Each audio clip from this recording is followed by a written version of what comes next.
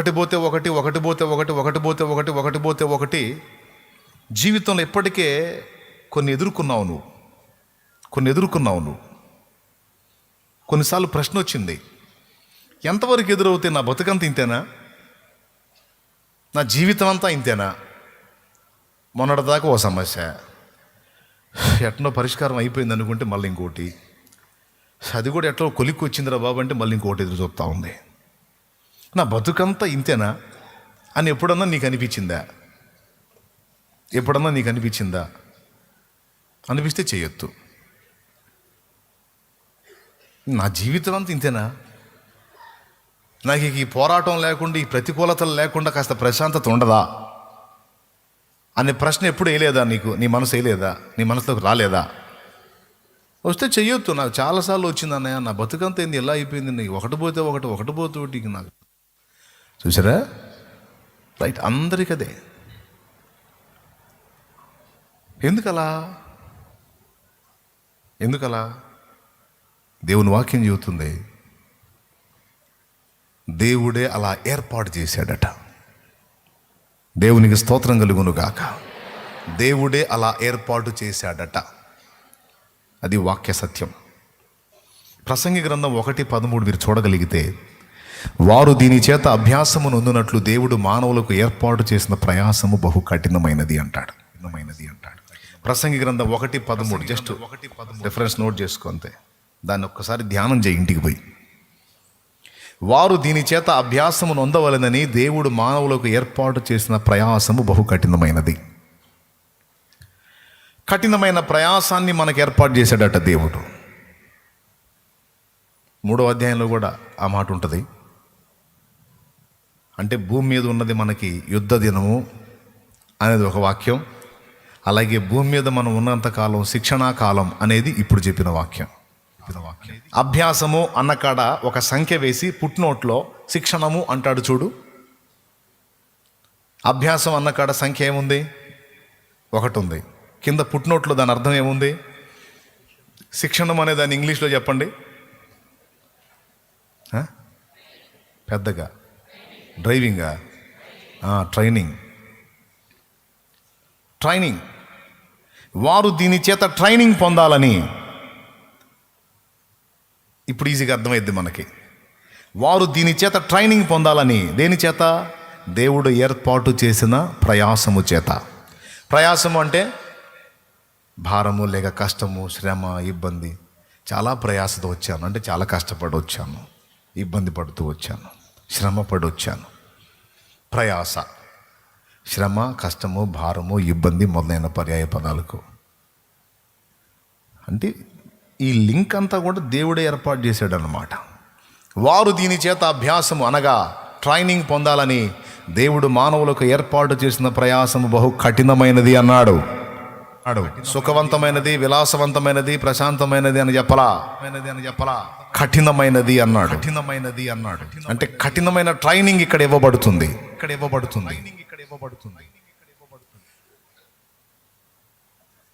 మీకు మిలిటరీలో కొన్ని సెక్షన్స్ ఉంటాయి, మన భద్రతా దళాల్లో కొన్ని సెక్షన్స్ ఉంటాయి.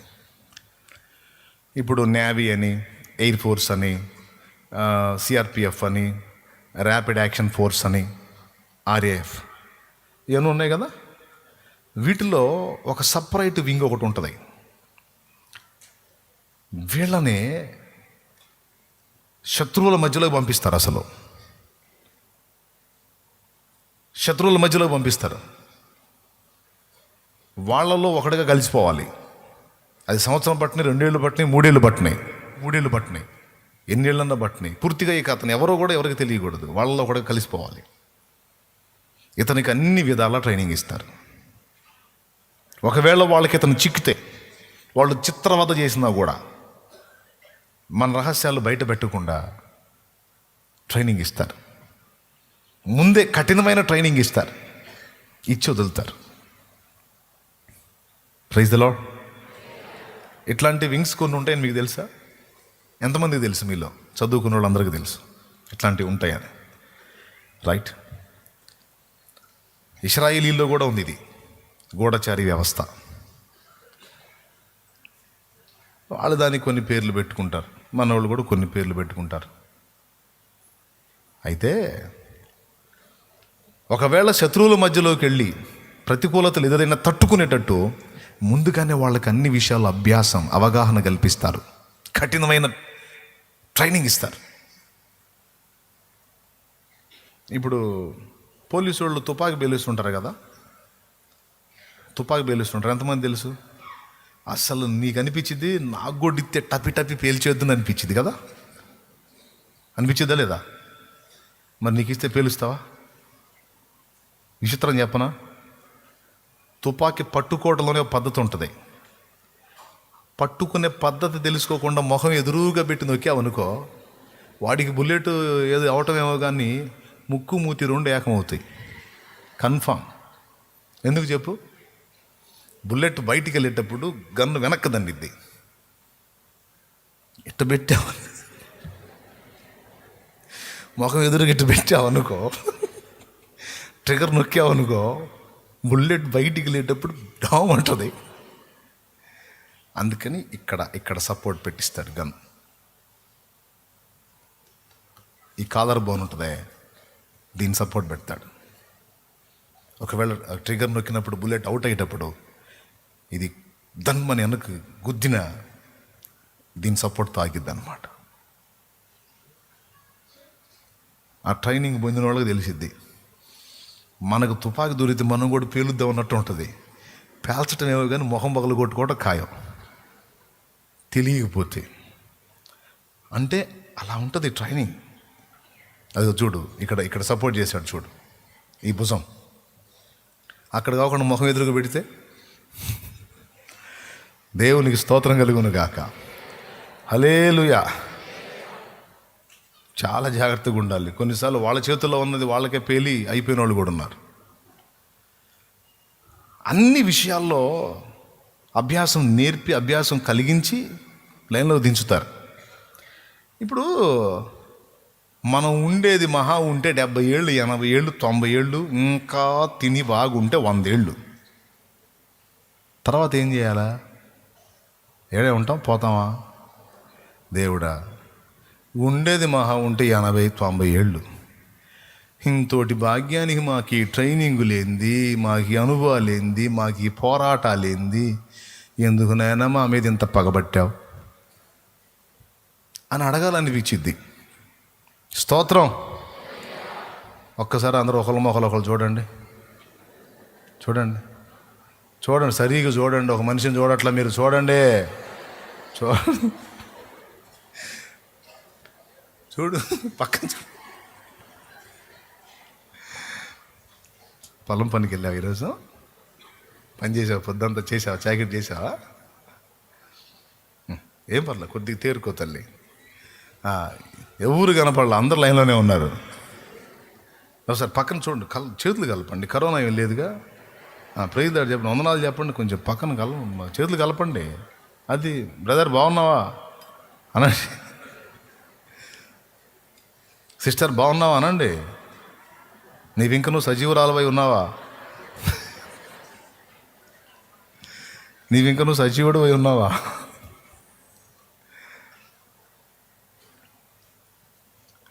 మనం దేవుణ్ణి అడుగుదాం, దేవా ఏడుండేది అయ్యా, ఎంత దారుణనైనా మా బతుకు. మనకి నయం 5 ఏళ్ళప్పుడు బడిలో చేర్చారు, పలక బలం ఇచ్చి. ఇప్పుడు 3 ఏళ్ళు రాగానే వాడిని ఎత్తిన ఒక మూట ఎత్తన్నారు.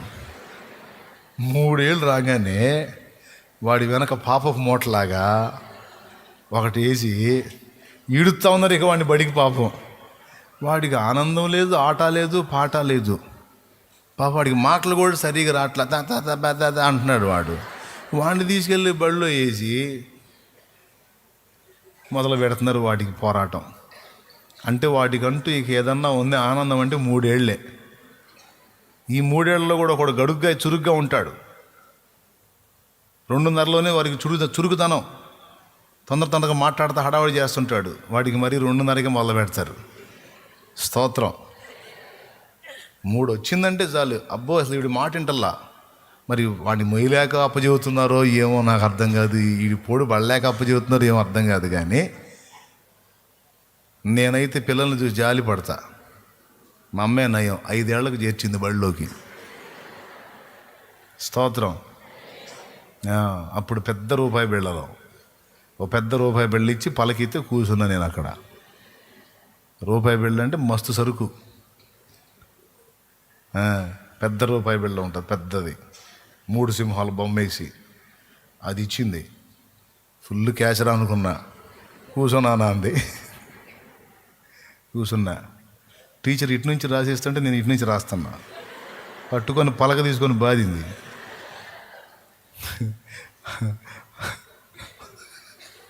మరో పద్ధతికి ఇటు నుంచి ఎడం నుంచి కుడికి రాస్తుంటే నేనేమో కుడి నుంచి ఎడంకి రాస్తున్నా. అట్ట పని చేసింది బ్రెయిన్. అప్పుడు ఏం చేసింది, చెప్పి చెప్పి సాలిపోయి పలక తీసుకొని బాధటం, మళ్ళీ వైనంగా రాసేయటం. అది నా చదువు అట్ట స్టార్ట్ అయిందన్నమాట. దేవునికి స్తోత్రం. అలా నాకు అనిపించింది, ఎందుకు నాకు హింస, నేను చేసిన పాపమేంది. నాకు అసలు ఈ బడి లేకపోతే పోయిద్ది కదా. చూడండి, ఆ వయసుకి పాపం పసిబిడ్డలు అక్కడి నుంచి వాళ్ళు ఉద్యోగం సాధించిందాకా హింసేనా? చెప్పండి చెప్పండి, హింసేనా? ఎక్కడండి మనిషికి ప్రశాంతత? సరే, కష్టపడి ఉద్యోగం సాధించాడు అనుకుంటే ఇక ఉద్యోగంలో మళ్ళీ తోమటం మొదలు పెడతారు. ఎంత సౌండ్ ఇస్తే అంత సౌండ్ మోగుతుంటుంది వీళ్ళకి.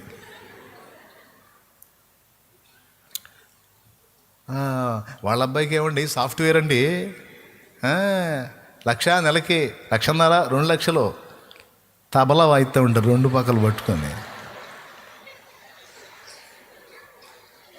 దేవునికి స్తోత్రం. ఊరకిస్తారా కూర్చోబెట్టి, ఫ్యాన్ కింద కూర్చోబెట్టి, వేసేసి ఫుల్ చల్లగా కూర్చోబెట్టి 2 లక్షలు తీసుకో, 3 లక్షలు తీసుకో అని ఇస్తారా? బుర్ర వేడెక్కి ఒక్కోసారి ఏం మాట్లాడుతున్నారు వాళ్ళకి అర్థం కావట్లా, ఎడిపోతున్నారు వాళ్ళకి అర్థం కావట్లా. శాస్త్రవేత్తలాగా అయిపోయారు కొంతమంది సాఫ్ట్వేర్ ఫీల్డ్ వాళ్ళు. పాపం సౌండ్ పెరిగే కొద్దీ దిమ్మ తిరిగిపోతుంటుంది. ప్రాజెక్టులు నిర్ణీత టైంకి కంప్లీట్ చేసుకోవాలి. పాపం టెన్షన్స్, ప్రెజర్స్. శాస్త్రవేత్త ఒకటి దగ్గరికి వెళ్ళి, సార్ మీ స్కూటర్ని లారీ గుద్దింది సార్ అన్నాడంట ఒకడు. శాస్త్రవేత్త దగ్గరికి వెళ్ళాడేదో మొత్తం చేసుకుంటున్నాడు, వర్క్ చేసుకుంటున్నాడు. ఈడు హడావుడికి, సార్ మీ స్కూటర్ లారీ గుద్దేసింది సార్ అన్నట. అప్పుడు కళ్ళజోడు సరి చేసుకో, ఏమన్నా లారీ గుద్దింది సార్ మీ స్కూటర్ని, అవునా? అప్పుడు నేను ఉన్నాను దానిలో. లేదు సార్, మీరు ఇక్కడ ఉన్నారు. ఓ,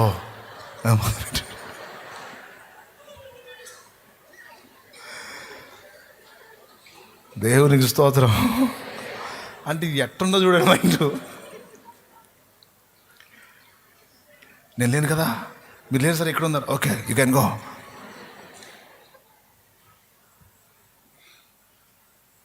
పెద్ద జాబ్ వచ్చింది, అంత జాబ్ వచ్చింది, ఎంత జాబ్ వచ్చింది అంటే ప్రశాంతంగా ఉంచుకొని డబ్బులు ఇస్తారండి. ఎంత ఇస్తారో అంత తీయజ్ వస్తారు కదా. స్తోత్రం. 600 కూలి ఇచ్చేవాడే పొద్దున్న నుంచి సాయంత్రం దాకా, నిలబడి చూస్తా తీయే, ఎవరు భలేవండి తెచ్చారా? తీస్తున్నానండి, తీస్తున్నాను. 600 ఇస్తే 600కి ఆ మనిషి కాస్త నిలబడితే చాలు, పోయి ఇంటి ఆయన పోయి ఇంకొక ఆయన అంటాడు, ఎవడు ఉసురు మొహం తీసుకొచ్చారా? నిలబడ్డ కాడే ఉంటున్నాడు, వంగిన కాడే ఉంటున్నాడు, చేయట్లేదు. 600 ఇచ్చేవాడు అంతంతో అవుతుంటే శాపం తోయినట్టు, లక్షలు ఇచ్చేవాడు ఓర వదిలి పెడతాడా? ఎంతమందికి అర్థమైందండి? ఎంత కష్టపడితే, ఎంత త్యాగం చేస్తే, ఎంత మానసిక ఒత్తిడిని భరిస్తే. సబ్జెక్ట్ నేర్చుకున్నదాకా కష్టం, సబ్జెక్ట్ నేర్చుకున్న తర్వాత దాన్ని మళ్ళా వాడకంలోకి తీసుకొచ్చిందాకా కష్టం. ఎప్పటికీ ముగింపు? ఎప్పటికీ? సరే, ఏదో సాధించారు, ఏదో ఒక ఫీల్డ్ ఎంచుకున్నారు, ఏదో ఉద్యోగం వచ్చింది, ఏదో తిప్పలబడి వెళ్తున్నారంటే ఇక ఇంట్లో ఊరుకుంటారా? ఇక అమ్మాయికి పెళ్లి చేయాల్సిందే అంటారు, అబ్బాయికి పెళ్లి చేయాల్సిందే అంటారు. సరే చేసుకున్నాక చదువు అయిపోయింది, ఉద్యోగం అయిపోయింది, ఇప్పుడు సంసార బాధ్యత పెరిగింది. సంవత్సరం అయ్యేటప్పటికి ఒకడు, 2 ఏళ్ళు అయ్యేటప్పటికి ఇద్దరు, లేకపోతే 3 ఏళ్ళకు ఇద్దరు, లేకపోతే ఏదో. మరి దేవుడు కడుపు పండిస్తాడు కదా. పిల్లల లైన్లోకి వచ్చిన తర్వాత డిఫరెంట్ పోరాటం స్టార్ట్ అయింది. చదువు, భార్య, భర్త, పిల్లలు, ఇల్లు, కుటుంబం.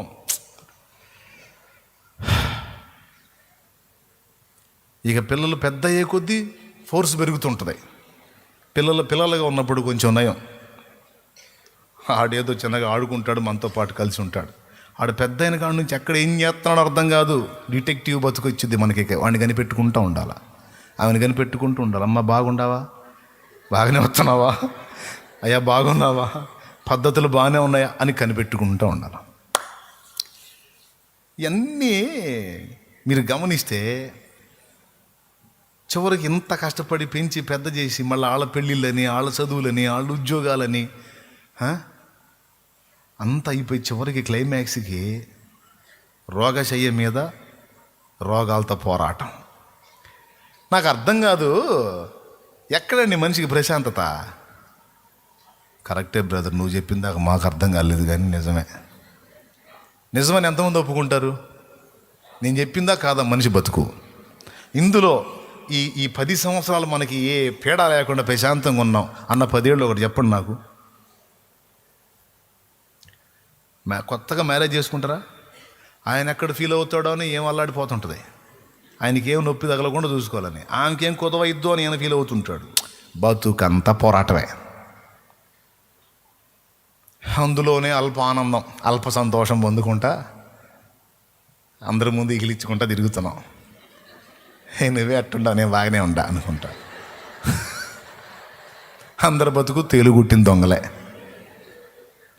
అందరి బతుకు తేలుగుట్టిన దొంగలే. ఎవరు బయటపడట్లా, అందరూ. 3 దొంగలు దొంగతనానికి పోతే జరిగింది అది. వెనకటి రోజుల్లో ముంతల్లో మూకుళ్ళల్లో పెట్టేవారు డబ్బులు. 3 పేరు ఒక ఇంటికి కన్న వేసి ఒక ముంత లాంటిది ఉంటే చేయి పెట్టాడంటే ఒకడు.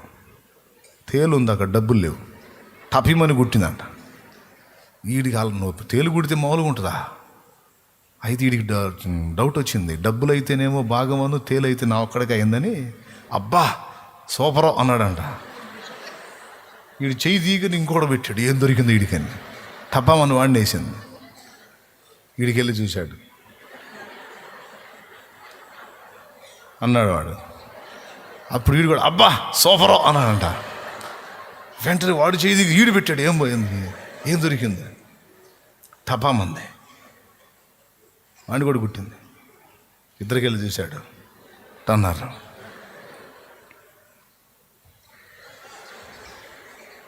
అప్పుడు చిన్నగా పెద్దగా అరిస్తే జనం కొడతారు కదా, లేచి ఇంట్లో వాళ్ళు లేచి కొడతారు కదా. అందుకని డబ్బులు వస్తే భాగం, తేలుగుట్టిన భాగమే. దేవునికి మహిమ అని నొప్పులకి ఇదిచ్చుకుంటూ పోయారు. ఈరోజు సగటు మానవుడు ఎవరినన్నా చూడు ఇదే సోప. ఎవరికోళ్ళు జస్ట్ అట్లా నవ్వుని పెదాల మీద అట్లా చూపించుకుంటూ తిరుగుతున్నారు, కానీ ఎవరి సోప వాళ్ళకు ఉంది. ప్రధాని దగ్గర నుంచి కూలివాడి వరకు అంతా క్లోజప్ యాడ్ ఇచ్చుకుంటూ తిరుగుతున్నారు, కానీ లోపల గుల్ల అయిపోతున్నారు. స్తోత్రం. అవునా? అసలు ఇంత తోముడు, ఇంత భారం, ఇంత ప్రయాస ఎందుకు? నాకేం తెలుసు. ప్రసంగి 1:13 దేవుడు చెప్పేశాడు, వారు దీని చేత ట్రైనింగ్ పొందాలని దేవుడు ఏర్పాటు చేశాడట. ఈ ప్రయాసనే పుట్టింది 3 ఏళ్ల దగ్గర నుంచి చచ్చిందాకా, 3 ఏళ్ల దగ్గర నుంచి ఇప్పటి కాలంలో అయితే, మన చిన్నప్పుడైతే 5 ఏళ్ల దగ్గర నుంచి, ఎన్నేళ్ళు, 5 ఏళ్ల దగ్గర నుంచి చచ్చిందాకా ఈ పోరాటం నిరంతరాయంగా నడుస్తూనే ఉంది. ఎందుకు? ఈ అనుభవాలు దేనికి? ఈ ప్రయాస దేనికి? ఈ కష్టాలు దేనికి? ఈ నలుగుడు దేనికి? ఈ హృదయ వేదన దేనికి? ఈ శ్రమ దేనికి? ఈ ఇబ్బందులు దేనికి? అంటే దేవుడు అంటున్నాడు, ఒక పెద్ద పనుందిరా మీతో అంటున్నాడు ఆయన. ఒక పెద్ద పనుంది మీతో, బృహత్తర కార్యం ఉంది, చాలా ఉత్తమమైన పనుంది మీతో. దానికోసం స్పెషల్గా మిమ్మల్ని తయారు చేశాను నేను అంటున్నాను. నా స్వరూపమందు నా పోలిక చొప్పున కావాలని నేను మిమ్మల్ని స్పెషల్గా రెడీ చేశాను అంటున్నాడు. దేవదూతలకు లేదు ఈ భాగ్యం, కెరూబులు, శరాపులు, దూతలు, మహాదూతలకు లేదు ఈ భాగ్యం. మీకు మాత్రమే ఇవ్వబడింది అంటున్నాడు ఆయన. ప్రయాసము మీకు ఇవ్వబడింది, ప్రతిఫలము కూడా మీకే అన్నాడు. ఎవ్వరికి, ఏ దూతల లోకంలో ఏ దూతలకి, కెరూబులకి, శరాపులకి, మహాదూతలకి, సాధారణ దూతలకి ఎవ్వరికి లేని ప్రయాస భూలోకంలో మీకు ఇవ్వబడింది. ఈ ప్రయాస ఇవ్వబడ్డట్టుగానే రేపు నిత్యత్వం అంతటిలో కూడా మీకు అగ్రస్థానం ఇవ్వబడుతుంది.